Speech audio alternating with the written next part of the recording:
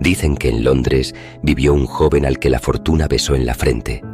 Tenía la piel incontaminada por la sospecha, la sonrisa fácil de los elegidos y una belleza tan exacta que parecía obra de taller celestial. Un pintor, Basil Hallward, encontró en él su modelo y su misterio. Lo retrató a la manera de los antiguos: oro en el marco, sombra en los pliegues, una luz que hacía callar las salas. Al terminar, el rostro del lienzo respiraba con una pureza que ni la mañana osaba imitar. A ese estudio llegó, como quien entra en una iglesia para tentar al santo, un caballero de verbo sutil, Lord Henry Wotton. No trajo blasfemias, sino máximas perfumadas. Sus palabras tenían el brillo de la copa donde el veneno se confunde con el vino. Habló de placeres sin culpa, de la juventud como única corona digna de ser defendida hasta la última gota de sangre.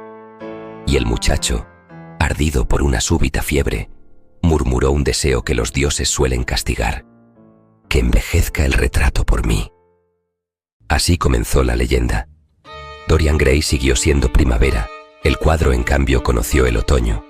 Bastó la primera crueldad para que una línea dura, apenas visible, quebrara la dulzura de aquella boca pintada. Luego vinieron actos más hondos, y la pintura, como si estuviera viva, tomó para sí cada sombra que el joven rehusaba.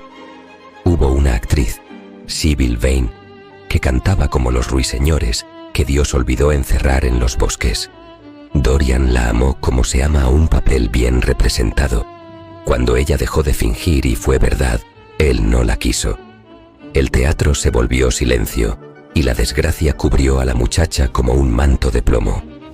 Esa noche, al subir al altillo donde escondía el retrato, Dorian halló en la tela un rastro de desprecio imposible de lavar. La vida del joven continuó en banquetes de luz y risas, pero en el rincón alto de la casa, donde las vigas huelen a humedad y polvo antiguo, el rostro pintado se corrompía con paciencia de monje. A cada goce un cardenal, a cada mentira una grieta, a cada traición un coágulo de sombra. El lienzo se convirtió en contable del alma. Basil, buscando al amigo que creía salvar, quiso ver la obra que lo había hechizado. La vio.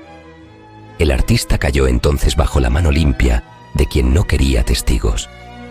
La tela absorbió, una vez más, lo que el mundo no debía conocer. Y el secreto, cargado de plomo, subió un peldaño más hacia el desván. Pasaron estaciones.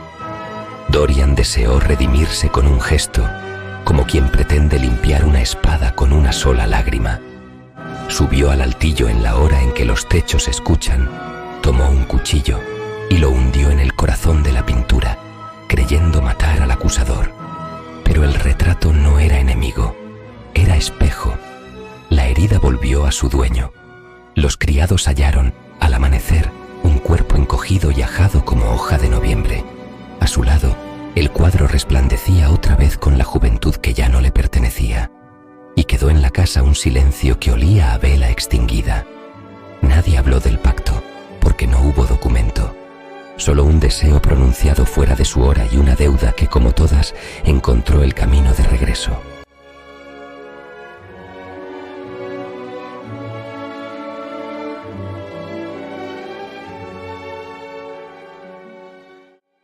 El retrato de Dorian Gray no es solo un libro, es una parábola de la condición humana, un espejo en el que se enfrentan la belleza, el deseo y la condena invisible del alma. En su centro late una pregunta eterna: ¿qué somos sin nuestras máscaras? Dorian ofrece al mundo un rostro intacto, juvenil, inmaculado, pero oculta en el lienzo la verdad que nadie quiere mirar. Cada mentira, una grieta; cada goce, un cardenal; cada traición, un coágulo de sombra. El lienzo de Basil Hallward contenía el secreto de su vida, narraba su historia. Le había enseñado a amar su propia belleza. ¿Le enseñaría también a aborrecer a su propia alma? El pacto de Dorian recuerda al de Fausto, el sabio que entregó su alma al diablo a cambio de conocimiento y placer. Pero aquí, la tentación es más sutil. No hay contrato, no hay Mefistófeles, solo un deseo lanzado al aire. Wilde nos advierte que el demonio más peligroso no es el que firma con tinta y fuego, sino el que habla desde dentro, disfrazado de nuestra propia voz. Lord Henry lo formula con la frase que envenena: la única manera de librarse de una tentación es ceder a ella. Si Fausto fue condenado por ansiar el conocimiento absoluto, Dorian lo fue por ansiar lo efímero, la belleza eterna. Ambos descubren que todo pacto con lo imposible exige un precio y que ninguna deuda queda sin cobrar. El primer gran pago llega con Sybil Vane. Ella era el canto puro, la ilusión romántica que podía salvarlo. Pero cuando dejó de fingir y amó de verdad, Dorian la despreció. Su suicidio no solo le robó la inocencia, selló su destino. Esa noche, al ver la primera gran marca de desprecio en el retrato, comprendió que la promesa se había cumplido, y desde entonces, lo que pudo haber sido vida, se convirtió en una huida miserable hacia placeres vacíos, cada vez más hondos, cada vez más oscuros. Más tarde, vendría el crimen irreparable, el asesinato de Basil Hallward. El pintor había sido su origen. De su mano nació el retrato que lo inmortalizó. Basil representaba la amistad, la admiración y el arte como camino hacia lo eterno. Pero cuando intentó mostrarle el espejo de su alma, Dorian lo apagó con la misma frialdad con la que se apaga una vela. Ahí ya no quedaba duda. La belleza preservada había devorado al hombre y el monstruo había tomado el lugar del joven. Desde la filosofía, Dorian encarna el hedonismo llevado al extremo. Lo que en Epicuro era búsqueda de equilibrio, en Wilde se pervierte en exceso y vacío. Lord Henry lo seduce con frases que parecen aforismos de mármol. ¿Qué eres?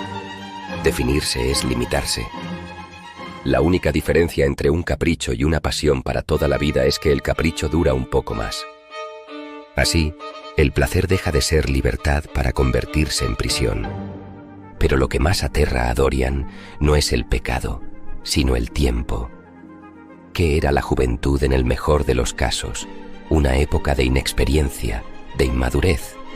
La juventud lo había echado a perder. Aquí Wilde lo desnuda.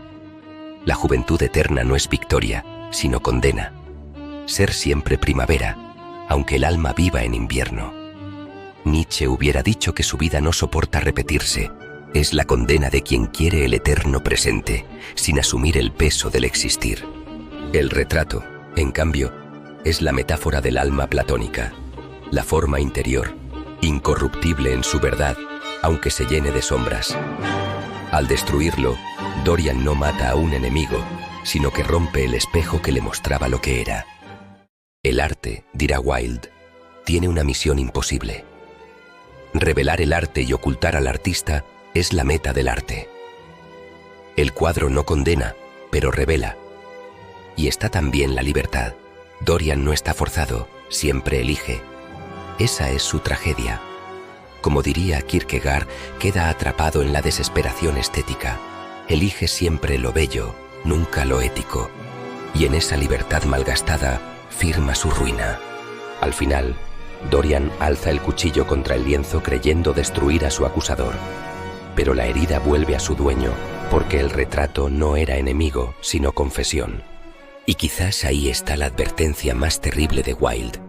Nadie puede huir del precio de sus actos. No existen deudas que no encuentren el camino de regreso.